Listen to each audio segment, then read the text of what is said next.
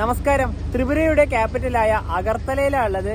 അഗർത്തലയുടെ കാഴ്ചകളാണ് നിങ്ങൾ ഇന്ന് കാണാൻ വേണ്ടി പോകുന്നത്. അഗർത്തല റെയിൽവേ സ്റ്റേഷന്റെ 1-ാം നമ്പർ പ്ലാറ്റ്ഫോമിലാണ് ഞങ്ങളിപ്പോൾ ഉള്ളത്. ഇവിടെ ഏറ്റവും മുകളിൽ കാണുന്ന ഭാഷ ബംഗാളിയാണ്, അതിനുശേഷം ഹിന്ദി, പിന്നെ ഇംഗ്ലീഷ്. സ്റ്റേഷന്റെ കോഡ് വരുന്നത് AGTL എന്നാണ്.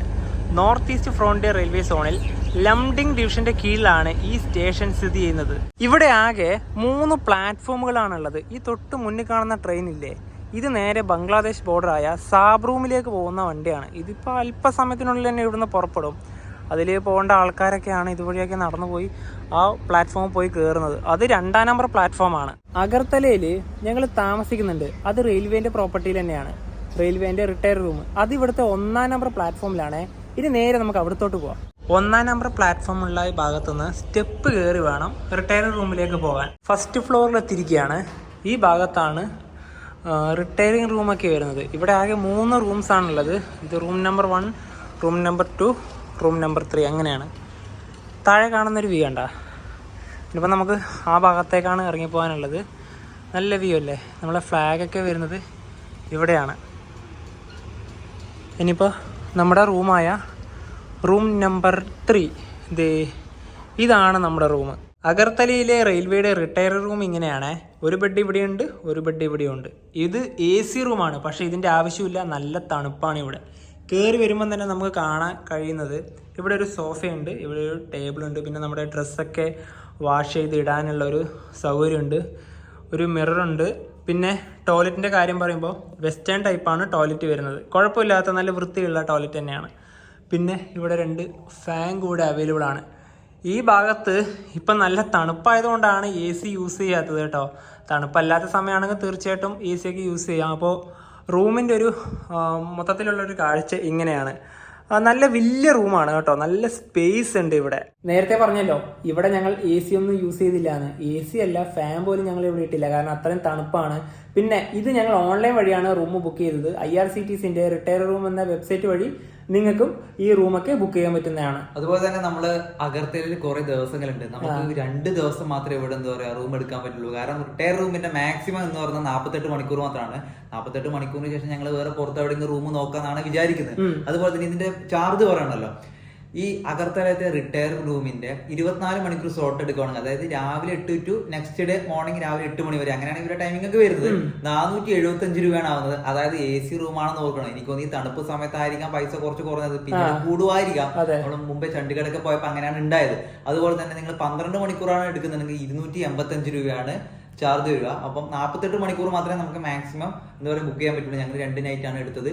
അത് വെച്ച് നോക്കുമ്പോൾ ഞങ്ങൾക്ക് എന്താ പറയുക 800 ചില്ലറ രൂപക്കാണ് 2 രാത്രി അഗർത്തലയിൽ റൂം കിട്ടിയത്. നിങ്ങളൊന്ന് ചിന്തിച്ചു നോക്കണം. ലാഭം തന്നെയാണ്. പുറത്ത് പോയിട്ട് പ്രൈവറ്റ് ആയിട്ട് റൂം എടുക്കുകയാണെങ്കിൽ നല്ല ഇതിന്റെ, അതായത് 2 ദിവസം ഇവിടെ നിൽക്കുന്നതിന്റെ പൈസ ആയിരിക്കും ചിലപ്പോൾ അതിലും കൂടുതലായിരിക്കും അവിടെ കിട്ടുന്നത്. അത് അടുത്ത വീഡിയോ നമ്മൾ എന്തായാലും മെൻഷൻ ചെയ്യും, കാരണം റൂം എടുത്തേ പറ്റും. സ്റ്റേഷന്റെ പുറത്തേക്ക് ഞങ്ങൾ ഇറങ്ങിയിരിക്കുകയാണ്. ഇതാണ് അഗർത്തല റെയിൽവേ സ്റ്റേഷൻ. നല്ല അടിപൊളി റെയിൽവേ സ്റ്റേഷനാണ്. ഇപ്പം ട്രെയിനൊന്നും ഇവിടെ എത്തിച്ചേരാനൊന്നുമില്ല, അതുകൊണ്ട് തന്നെ ഇവിടെ കാമായിട്ടാണ് ഉള്ളത്. അധികം വലിയ തിരക്കൊന്നുമില്ല. സ്റ്റേഷൻ ശരിക്കും പറഞ്ഞാൽ ബദർഘട്ട് എന്ന് പറഞ്ഞൊരു സ്ഥലത്താണ് വരുന്നത്. അതായത് അഗർത്തല ടൗണിൽ നിന്ന് ഒരു 6 കിലോമീറ്റർ മാറിയിട്ടാണ് ഇവിടെ. അപ്പോൾ നമുക്കിനിപ്പോൾ ടൗൺ ഭാഗത്തേക്ക് പോകണമെങ്കിൽ ഒന്നുകിൽ ഇവിടുന്ന് തന്നെ വണ്ടിയാക്കിയിട്ട് പോകണം. ഇവിടുത്തെ ഓട്ടോ ആക്കുകയാണെങ്കിൽ നല്ല റേറ്റ് ഇവർ വാങ്ങിക്കും. നമുക്ക് വല്ല ഊബറായിട്ട് ആക്കി പോകാൻ നോക്കാം. അതുപോലെ ഇവിടെ ചെറിയൊരു സർക്കിളുണ്ട്. ഇവിടെ ഇങ്ങനത്തെ സ്റ്റാച്ചു ഒക്കെ കാണാം. നമുക്ക് കറക്റ്റ് സെൻട്രൽ ഭാഗത്തെത്തി. അതായത് ടൗൺ ഭാഗമൊക്കെ വരുന്നത് ഇതുവഴിയാണ്. നമ്മൾ ആദ്യമായിട്ട് പോകുന്നത് ഇവിടുത്തെ ത്രിപുര സ്റ്റേറ്റ് മ്യൂസിയത്തിന്റെ ഭാഗത്തേക്കാണ്. ഏകദേശം ഒരു 6 കിലോമീറ്റർ കാണുന്നുണ്ട് ഗൂഗിൾ മാപ്പിൽ. ഈ ഇവിടുന്നൊക്കെ നമ്മൾ ഓട്ടാക്കിയിട്ടുണ്ടെങ്കിൽ അവർ 300, 400 അതിന്റെ മുകളിലൊക്കെയാണ് പൈസ വരുന്നത്. ഞങ്ങൾ ഊബറിൽ തന്നെ ബുക്ക് ചെയ്തിട്ടുണ്ട്. 65 രൂപയാണ് കാണിക്കുന്നത്. പുള്ളിക്കാരൻ മാപ്പ് വെച്ച് നോക്കുമ്പോൾ ഏതാനും നിമിഷങ്ങൾക്കകം ഇവിടെ എത്തിച്ചേരും. ആ വരുന്ന വണ്ടിയായിട്ട് ആണോ? വണ്ടി നമ്പറൊക്കെ ഉണ്ടല്ലോ, വരട്ടെ. കറക്റ്റ് ടൈമിൽ തന്നെ ഊബർ ഓട്ടോ വന്നു കേട്ടോ. വണ്ടി കയറി. ഇതിന് ഡോറൊക്കെ ഉണ്ടതാ, നമുക്ക് ഇവിടെ ലോക്ക് ചെയ്ത് വെക്കാം. അടിപൊളി സെറ്റപ്പാണ്. ഇതാണ് റെയിൽവേ സ്റ്റേഷൻ്റെ പുറത്തേത്തെ ഒരു ഭാഗങ്ങൾ കേട്ടതാ. ഇവിടേക്ക് ഇങ്ങനെയാണ്. ഇവിടെ തന്നെ ലോഡ്ജൊക്കെ ഉണ്ട്. നമുക്കിനി അടുത്ത ദിവസം ഈ ഭാഗത്ത് എവിടെയെങ്കിലും റൂം എടുക്കാൻ നോക്കാം. ഇവിടുത്തെ റോഡൊക്കെ വളരെ മോശമാണ്. മൊത്തത്തിൽ പൊടിയാണ്. 6 കിലോമീറ്ററിൻ്റെ അടുത്ത് ഞങ്ങളിപ്പോൾ റെയിൽവേ സ്റ്റേഷൻ്റെ അടുത്ത് നിന്ന് യാത്ര ചെയ്തേ 64 രൂപ മാത്രമേ ആയുള്ളൂ. അപ്പോൾ ഇവിടുത്തെ സ്റ്റേറ്റ് മ്യൂസിയം ഉജ്ജയിൻ്റെ പാലസൊക്കെ ഉള്ള ഇവിടെ ഞങ്ങളിത് എത്തിയിരിക്കുകയാണ്. ഇന്നൊരു തിങ്കളാഴ്ച ദിവസമാണ്. ഇന്ന് ഇത് ഓപ്പൺ ആണോ എന്ന് ഞങ്ങൾക്ക് അറിയില്ല. എന്തായാലും പോയി നോക്കാം. ഇന്ന് ഓപ്പൺ ആണ് കേട്ടോ. ഉജ്ജയിൻ്റെ പാലസിലേക്കുള്ള ടിക്കറ്റ് എടുത്തു. ഒരാൾക്ക് ചാർജ് വന്നത് 50 രൂപയാണ്, 2 പേർക്കും കൂടെ 100 രൂപയായി. അകത്തേക്ക് കയറുമ്പോൾ ഞങ്ങൾക്ക് ഇതുവരെ എന്താ പറയുക അധികം ആരും ചോദിക്കാത്തൊരു കാര്യം ഇന്ന് ഇവിടെ ഉണ്ടായി.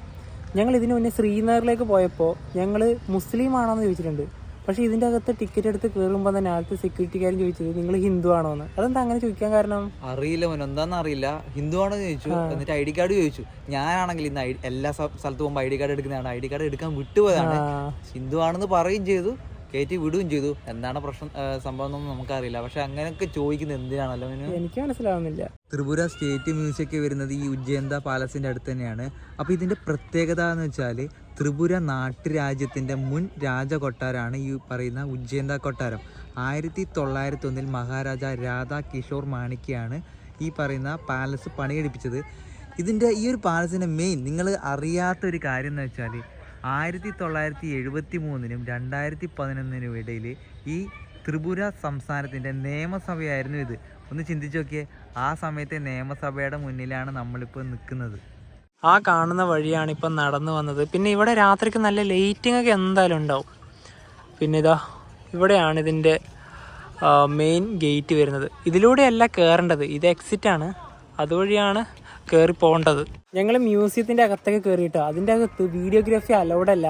ഞങ്ങൾ മുഴുവനും നടന്നു കണ്ടു. കാരണം ഒരുപാട് കാണേണ്ട കാര്യങ്ങളാണ്. ഇവിടുത്തെ പഴയ ഗോത്രവർഗത്തിൻ്റെ ആയാലും ഇവിടുത്തെ ഒരുപാട് കാര്യങ്ങളൊക്കെ അവിടെ വിശദീകരിച്ചിട്ടുണ്ട് കേട്ടോ. ഞങ്ങൾ പോയതിൽ വെച്ച് അടിപൊളി മ്യൂസിയം എന്ന് പറയാം. നിങ്ങൾ ഇവിടെ അഗർത്തല വരുവാണെങ്കിൽ മസ്റ്റായിട്ട് വിസിറ്റ് ചെയ്യേണ്ട ഒരു സ്ഥലമാണ് കേട്ടോ. എല്ലാം മ്യൂസിയം ആയാലും ഈ പാലസ് എല്ലാം കൂടിയിട്ട് തന്നെയാണ് ടിക്കറ്റ് വരുന്നത്. അതിനകത്ത് കയറി കഴിഞ്ഞാൽ നമ്മുടെ നോർത്ത് ഈസ്റ്റിലത്തെ 7 സംസ്ഥാനങ്ങൾ കൂടെ തന്നെ സിക്കിമിനും കൂടെ അവർ ഇൻക്ലൂഡ് ചെയ്തിട്ടുണ്ട്. അതിൻ്റെ എല്ലാ ഹിസ്റ്ററിയും ചരിത്രവും നമ്മളൊരു അറ്റ്ലസ് വായിക്കൂലേ, അതുപോലെ പഴയ ഒരുപാട് എന്താ പറയുക ഫോസിലുകൾ, അങ്ങനത്തെ പെയിന്റിങ്സ് എല്ലാം ഉണ്ട്.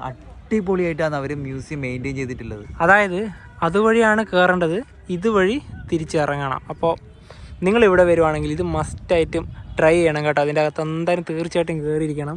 ഇനിയിപ്പം ഇതിൻ്റെ കുറച്ച് കാഴ്ചകളും കൂടെ കണ്ട് ഈ പാലസിൻ്റെ ഭാഗത്തുനിന്ന് നമുക്ക് മടങ്ങാം. നമ്മളിപ്പോൾ കണ്ടുവന്ന പാലസില്ല, അതിന് മറ്റൊരു വലിയൊരു പ്രത്യേകതയുണ്ട്. നോർത്ത് ഈസ്റ്റിലത്തെ ഏറ്റവും വലിയ മ്യൂസിയമാണിത്. അതുപോലെ തന്നെ ഇതിന് തന്നെ 22 പ്രദർശന ഗാലറികൾ കൂടിയുണ്ട്. അതിൻ്റെ തൊട്ട് ഇവിടെ ആയിട്ടുള്ളതാണ് രാജുബാരി ലേക്ക്. നമുക്കിവിടെ ആക്ടിവിറ്റീസ് ഉണ്ടോയെന്ന് ചോദിച്ചാൽ അവിടെ കയാക്കിങ്ങിൻ്റെതാണോ അത്? അല്ല അല്ലേ, അത് വേറെ എന്തോ. ഞാൻ ആദ്യം വിചാരിച്ചത് കയാക്കിങ്ങിൻ്റെ എന്തോ വലിയ സംഭവമാണെന്ന്. അങ്ങനെയാണെങ്കിൽ ഇതിലൂടെ ജസ്റ്റ് ഒരു റൈഡൊക്കെ പോവായിരുന്നു. അടുത്തൊരു ലേക്ക് ഇതിൻ്റെ മറ്റൊരു ഭാഗത്താണ്. ഇപ്പോൾ ഒരുപാട് ആൾക്കാർ കൂടുതലായിട്ട് വന്നു. അവിടെ വഴികളൊക്കെ അടിപൊളിയാണ്. ഏത് വഴി വേണമെങ്കിൽ നമുക്ക് നടക്കാം. തന്മോയ് അച്ചർജി ലേക്കാണ് ഈ തൊട്ട് മുന്നിലായിട്ട് കാണുന്നത്. അങ്ങ് അതുവഴി റോഡൊക്കെ പോകുന്നുണ്ട്. അപ്പോൾ ഇതിൻ്റെ ഇതുവഴി നമുക്കിങ്ങനെ നടന്നു പോകാനുള്ള വഴിയൊക്കെ ഉണ്ട്. പിന്നെ ഇത് പനയാണ്. മ്യൂസിയത്തിൻ്റെ ഭാഗത്തു നിന്നൊക്കെ പുറത്തേക്ക് ഇറങ്ങി. ഇനി ഇവിടെ ഐ ലവ് അഗർത്തല എന്ന് പറഞ്ഞിട്ടൊരു സെൽഫി പോയിൻ്റ് ഉണ്ട് ഇവിടെ. അതിലേക്ക് പോകേണ്ട വഴി ഇതിലൂടെ അല്ല. അപ്പോൾ അത് ഇവിടുന്നേ കാണാൻ പറ്റില്ല കേട്ടോ, അതിൻ്റെ അകത്തേക്ക് കയറാൻ പറ്റില്ല. ഇവിടെ നല്ല ഫോട്ടോ ഒക്കെ നമുക്ക് എടുക്കാം. I love Agartala. ഇനിയിപ്പോൾ അടുത്തൊരു ലൊക്കേഷനിലേക്കൊക്കെ പോകണം. പിന്നെ ഇവിടെ ചെറിയൊരു സ്റ്റാളുകളൊക്കെ ഉണ്ട്. അപ്പോൾ ഇവിടെയാണ് വണ്ടി വന്ന് ഇറങ്ങിയത്. നിങ്ങൾ വരുവാണെങ്കിൽ ഇതാ ഈ ഒരു സ്ഥലം നോട്ട് ചെയ്താൽ മതി. നമ്മുടെ ഫ്ലാഗ് വരുന്നത് ഇവിടെ തന്നെയാണ്. നോർത്ത് ഈസ്റ്റിലെ ഏറ്റവും വലിയ സിറ്റി വരുന്നത് അസാമിലെ ഗുവാഹട്ടിയാണ്. അത് കഴിഞ്ഞാൽ പിന്നെ രണ്ടാമതാണ് ത്രിപുരയിലെ അഗർത്തല വരുന്നത്. ഇവിടെ പ്രധാനമായും 2 ഭാഷകളാണ് ഉള്ളത്. ഒന്ന് ബംഗാളിയും മറ്റൊന്ന് കോക്ക് ബൊറോക്ക്. 90% ആൾക്കാർ സംസാരിക്കുന്നതും ബംഗാളി തന്നെയാണ്. പിന്നെ അതിൽ താഴെ മാത്രം കുറച്ച് ആൾക്കാർ മാത്രമേ കോക്ക് ബൊറോക്ക് സംസാരിക്കുന്നുള്ളൂ. അടുത്തതിന് ഇവിടുത്തെ ജഗന്നാഥ ക്ഷേത്രത്തിലേക്കാണ് ഞങ്ങൾ പോകുന്നത്. ജഗന്നാഥ ക്ഷേത്രത്തിലേക്ക് മ്യൂസിയത്തിൻ്റെ അവിടെ നിന്ന് വെറും 300 മീറ്റർ മാത്രമേ ഉള്ളൂ. അപ്പോൾ ഈ ഒരു ജംഗ്ഷന്ന് വലത് ഭാഗത്തേക്കാണ്. ഇത് നേരെ ക്ഷേത്ര ഭാഗത്തേക്കുള്ള റോഡാണ്. സിറ്റിൻ്റെ ഭാഗത്തേക്ക് വരുമ്പോൾ റോഡുകളൊക്കെ അടിപൊളിയാണ്. നേരത്തെ സ്റ്റേഷൻ്റെ, അതായത് റെയിൽവേ സ്റ്റേഷൻ്റെ അവിടെ മാത്രമേ കുറച്ച് മോശമായിട്ടുള്ളൂ. ഇവിടെയൊക്കെ അടിപൊളിയാണ്, നല്ല വൃത്തിയാണ്, എല്ലാം ഓക്കെ. ക്ഷേത്രത്തിൻ്റെ മുന്നിലെത്തിയിരിക്കുകയാണ്. ഇവിടെ തന്നെ ഒരുപാട് സൈക്കിൾ റിക്ഷകളൊക്കെ നമുക്ക് കാണാം. ഇവിടെയാണ് ക്ഷേത്രം വരുന്നത്. അവിടെ തന്നെ അതാ ഒരു ബോർഡിൽ എഴുതിയിട്ടുണ്ട് ശ്രീ ജഗന്നാഥ ജൂ ടെമ്പിൾ. അതുപോലെ തന്നെ 19-ാം നൂറ്റാണ്ടിൽ മാണിക്യ രാജവംശത്തിലെ ത്രിപുര മഹാരാജാവാണ് ഈ ഒരു ക്ഷേത്രം പണി കഴിപ്പിച്ചത്. ഈ ക്ഷേത്രത്തിനകത്തോട്ട് കയറി കഴിഞ്ഞാൽ പ്രധാനമായിട്ട് 3 പ്രതിഷ്ഠകളാണുള്ളത്. നമ്മൾ അതിനകത്തോട്ട് കയറുമ്പോൾ തന്നെ വലിയൊരു ക്ഷേത്രത്തിൻ്റെ മാതൃകയെ തന്നെ നമുക്ക് കാണാൻ വേണ്ടി കഴിയും. അകത്തെ തിരക്കൊക്കെ നമുക്ക് അതിനകത്ത് കയറിയ ശേഷം നോക്കാം. ക്ഷേത്രത്തിൻ്റെ അകംഭാഗത്ത് ഇങ്ങനെയാണ്. മെയിൻ ക്ഷേത്രഭാഗം ഇവിടെയാണ്. അതുപോലെ തന്നെ നമുക്ക് ഷൂ ഒക്കെ ഇവിടെ വെക്കാൻ പറ്റും, നമ്മുടെ ചെരുപ്പ്. ക്ഷേത്രക്കുളം ഇവിടെയാണ്.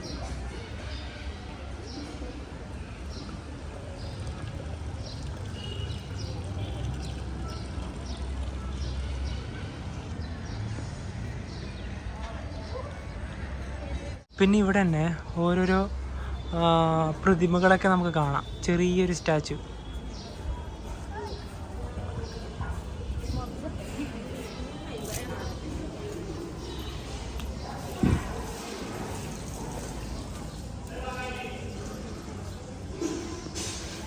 ക്ഷേത്ര ഭാഗത്തു നിന്നൊക്കെ ഇറങ്ങി അവിടെ വലിയ തിരക്കൊന്നുണ്ടായില്ല കേട്ടോ. അതുപോലെ തന്നെ നമ്മൾ ഈ ത്രിപുരയിലേക്ക് വരുമ്പം ഇവിടുത്തെ രാഷ്ട്രീയ പശ്ചാത്തലം കൂടെ നമുക്കൊന്ന് നോക്കേണ്ട കാര്യമുണ്ടല്ലോ.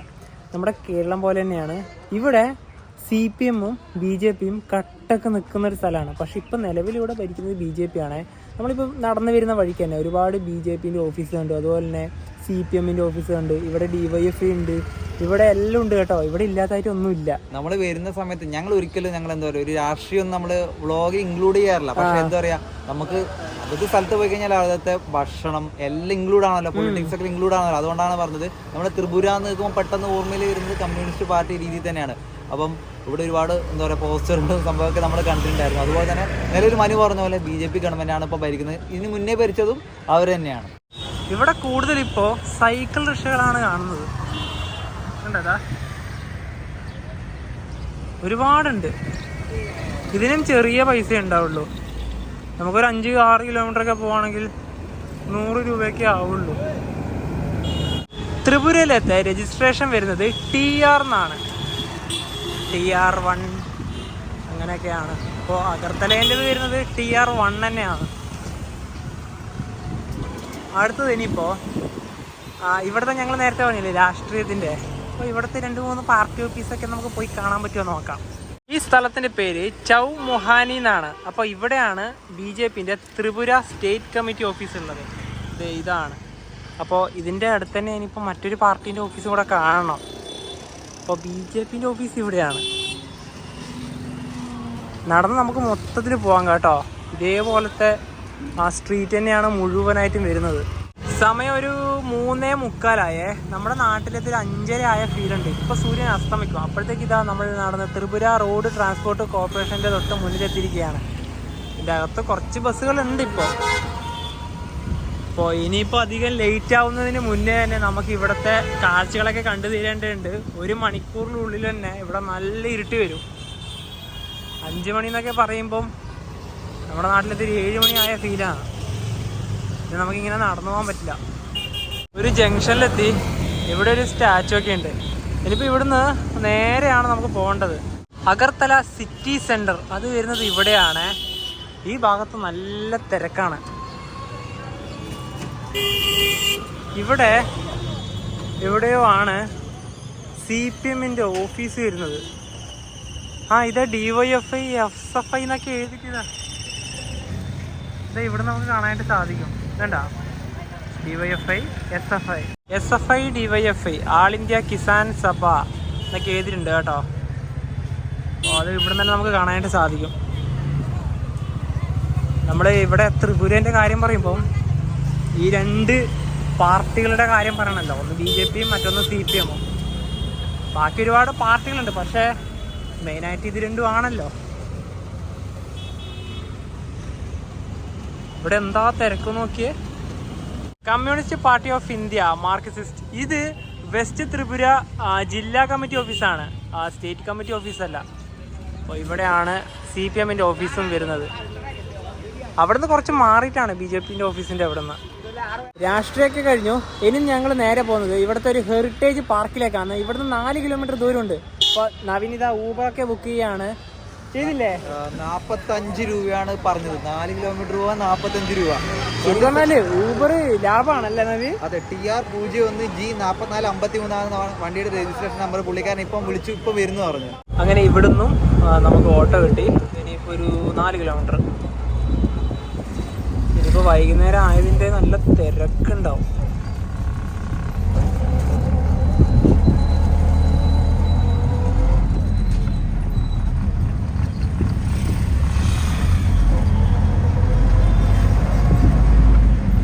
ഈ പുള്ളിക്കാരൻ്റെ ഓട്ടോയിലാണ് വന്നത്. നമ്മളേക്ക് അദ്ദേഹത്തിന് വേറൊരു ഓട്ടം കിട്ടി. അപ്പോൾ ഇവിടെയാണ് നമ്മുടെ ഇതൊക്കെ വരുന്നത് ഇനിയിപ്പോൾ കാണേണ്ടത്. അതുപോലെ തന്നെ ഇവിടെ ഐ ലവ് ത്രിപുര എന്ന് എഴുതിയിട്ടുണ്ട്. നല്ല രീതിയിൽ തന്നെ നമുക്ക് ഇവിടുന്ന് ഫോട്ടോ ഒക്കെ എടുക്കാം. ഹെറിറ്റേജ് പാർക്കിൻ്റെ ഇവിടെ ടിക്കറ്റ് കൗണ്ടർ ഉണ്ട്. ഇതേ നവി ടിക്കറ്റ് എടുക്കാൻ അവിടെ പോയിട്ടുണ്ട്. പാർക്കിൽ ടിക്കറ്റ് ചാർജ് ആയത് ഒരാൾക്ക് 10 രൂപയാണ്, 2 പേർക്കും കൂടെ 20 രൂപയായി. ത്രിപുരേൻ്റെ മാപ്പ് ഇവിടെ കാണാം.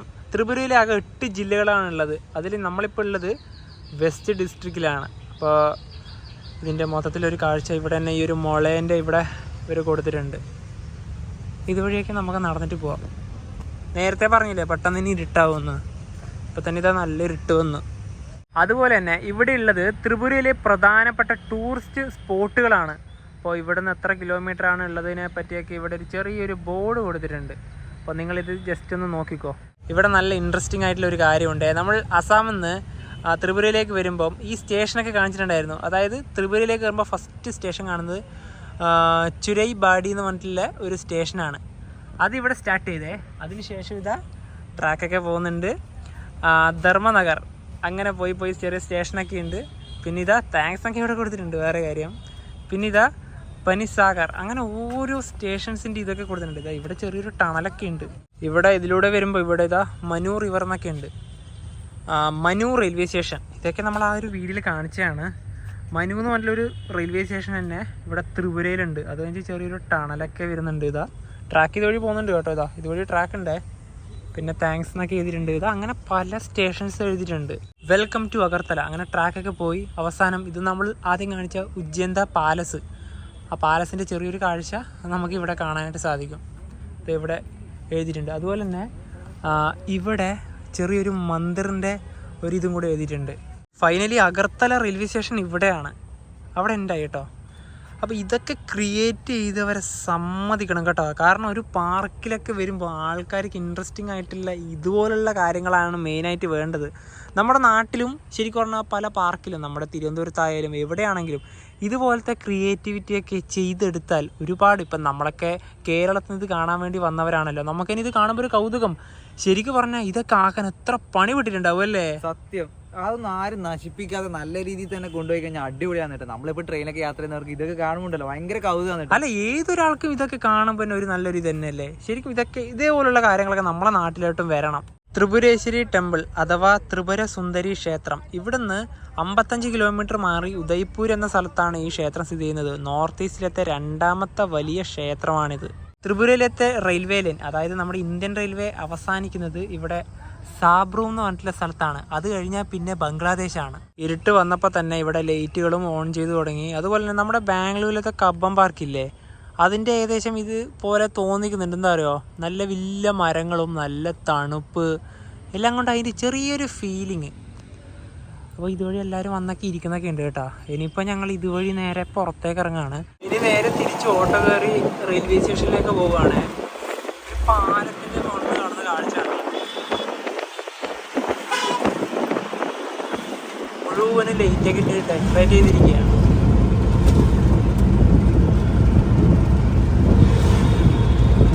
റെയിൽവേ സ്റ്റേഷനിലേക്ക് ഒരു 9 കിലോമീറ്റർ ദൂരമുണ്ട്.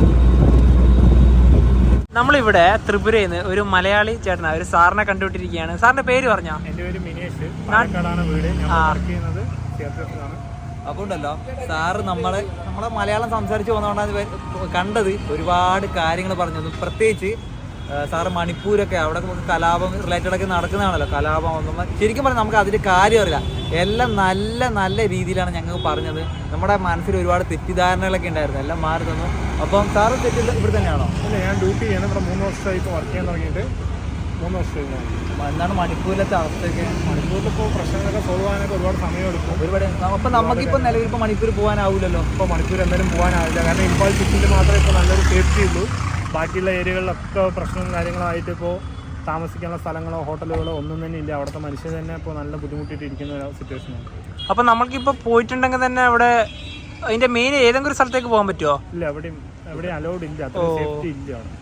അത്രയും ഫുള്ള് ചെക്കിങ് കാര്യങ്ങളൊക്കെ ആയിട്ട്. അതാണ് അവസ്ഥ എന്ന് പറയുന്നത്. അപ്പം സാറെ കണ്ടുകൂട്ടിയതിൽ ഒരുപാട് സന്തോഷം. നമുക്ക് ഇനിയും ത്രിപുര വന്നാൽ കാണാം കേട്ടോ. തീർച്ചയായിട്ടും കാണാം. ഞങ്ങൾ നേരത്തെ തിരിച്ചു വന്ന ഓട്ടോന്റെ ചാർജ് പറഞ്ഞില്ലല്ലോ. 9 കിലോമീറ്റർ യാത്ര ചെയ്യാൻ വെറും 84 രൂപയാണ് ആയത്.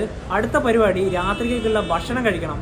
അതൊരു 6 കിലോമീറ്റർ ദൂരെയുള്ള ഒരു ഹോട്ടലിൽ നിന്ന് ബുക്ക് ചെയ്തതാണ്. സൊമാറ്റോ വഴിയാണ് ബുക്ക് ചെയ്തത്. അതിപ്പോൾ ഇവിടെ എത്താനായി. നമ്മൾ ആ ഒരു സർക്കിളില്ലേ, അവിടെയാണ് ലൊക്കേഷൻ പറഞ്ഞത്. അവിടത്തേക്ക് നമ്മുടെ ഫുഡ് വരും. ഇപ്പോൾ രാത്രിയിലത്തെ നമ്മുടെ അഗർത്തല റെയിൽവേ സ്റ്റേഷന്റെ കാഴ്ചയാണ്. ഒരുപാട് ട്രെയിനൊക്കെ ഈ സമയത്ത് വരാനുണ്ട്. അതിന്റെ ഒരു തിരക്കായിരിക്കാം. നല്ല റഷ് തന്നെയുണ്ട്. സൊമാറ്റോയിൽ ബുക്ക് ചെയ്തതാ നമ്മുടെ ഫുഡ് ഇവിടെ ഡെലിവറി ചെയ്തിരിക്കുകയാണ്. സൊമാറ്റോയിൽ ബുക്ക് ചെയ്യാൻ കാരണം ഈ റെയിൽവേ സ്റ്റേഷൻ്റെ അടുത്തൊന്നും ഒരു നല്ലൊരു റെസ്റ്റോറൻ്റ് ഒന്നും ഇല്ല. നമ്മൾ അഗർത്തലേൻ്റെ ഒരുപാട് കാഴ്ചകൾ ഇന്ന് കണ്ടു. പ്രത്യേകിച്ച് പറയുകയാണെങ്കിൽ രാഷ്ട്രീയപരമായിട്ട് എല്ലാ കാര്യങ്ങളൊക്കെ തന്നെ. അതുപോലെ തന്നെ പറയാൻ നേരത്തെ വിട്ടുപോയൊരു കാര്യമാണ്, ഇവിടുന്ന് ബംഗ്ലാദേശ് ബോർഡറിലേക്ക് വെറും 15 കിലോമീറ്റർ മാത്രമേ ഉള്ളൂ ദൂരം. അപ്പോൾ എന്താ പറയുക, അഗർത്തലേൻ്റെ കാഴ്ചകൾ എല്ലാവർക്കും ഇഷ്ടപ്പെടുന്നതായിരിക്കും. അപ്പോൾ നമുക്ക് മറ്റു വീഡിയോ മറ്റു സമയം ഇടുന്നതായിരിക്കും. Bye bye.